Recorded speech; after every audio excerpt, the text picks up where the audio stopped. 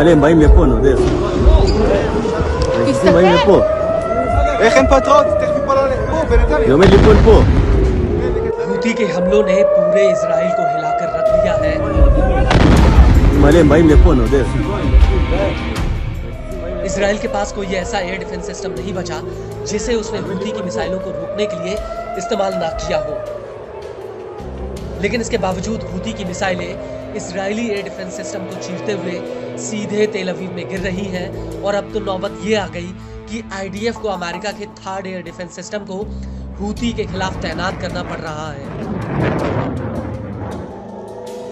लेकिन इतना सब कुछ होने के बावजूद हूती की मिसाइलें लगातार इजराइल के एयर डिफेंस सिस्टम को भेदकर तेल अवीव में मौत बांट रही हैं। जी हां, हूती ने एक बार फिर से इजराइल के ऊपर एक बहुत बड़ा हमला किया है और इस बार ये हमला इजराइल के कब्जे वाले हाइफा में हुआ। दरअसल हूती ने हाइफा के ओरोट रैबिन पावर प्लांट को निशाना बनाया है जो दक्षिणी कब्जे वाले हाइफा में है। हूती के प्रवक्ता ब्रिगेडियर जनरल याहा सारी ने इस हमले की पुष्टि की है।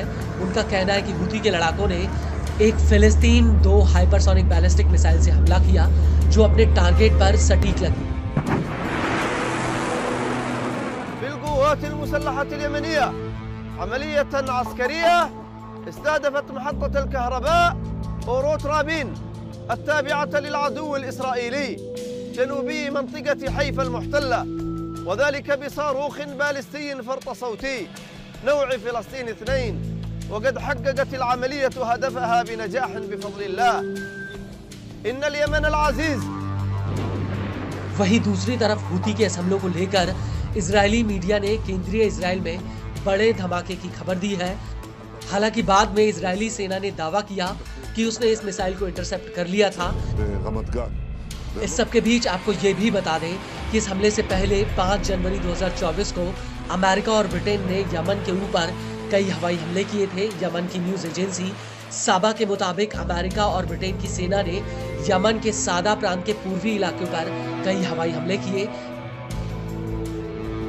न्यूज एजेंसी को स्थानीय सूत्र ने बताया कि सादा प्रांत के ऊपर 3 हवाई हमले हुए।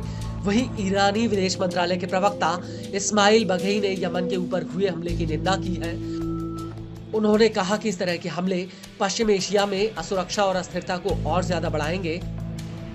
इस सब के बीच आपको ये भी बता दें कि इस हमले से पहले अमेरिका और ब्रिटेन ने सादा प्रांत में सितंबर 21वें पार्क पर हमला किया था जो सादा के उत्तर पश्चिमी इलाके में है। यहाँ पर पहले आर्मर डिवीजन रहा करती थी और इस हमले के दौरान आईडीएफ ने यमन के ऊपर कुल 8 अटैक किए थे जिनमें बाब अल यमन इलाके में हूती के रक्षा मंत्रालय पर भी हमला किया गया। इसके अलावा आईडीएफ ने मई 22वीं इंडस्ट्रियल कॉम्प्लेक्स पर भी अल नहदा इलाके में हमला किया जो सना के उत्तर पश्चिमी इलाके में है।